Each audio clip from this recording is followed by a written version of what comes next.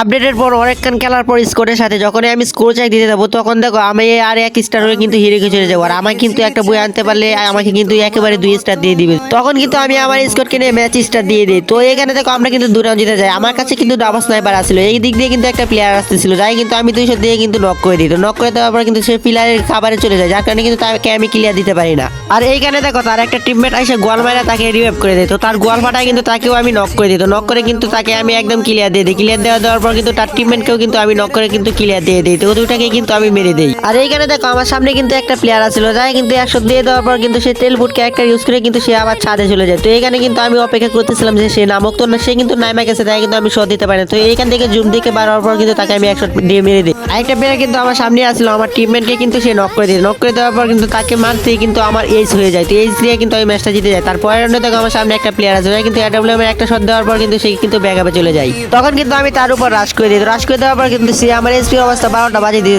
তারপর কিন্তু তাকে আমি 100 দিয়ে কিন্তু মেরে দিই। মেরে দেওয়ার পর এখানে দাঁড়িয়ে কিন্তু আমি মেড হিট করতেছিলাম, তখনই কিন্তু তার টিমমেট আমার উপর রাশ করে দিই। তো 100 লাগাই দিই। তো 100 মারতে পারলে কিন্তু আমি তাকে নক করে দিব। তখন দেখো আমি কিন্তু তাকে 100 লাগানোর চেষ্টা করি, কিন্তু আমার টিমমেট কিন্তু তাকে মেরে দেয়, আমরা ম্যাচটা বুয়া পেয়ে যাই।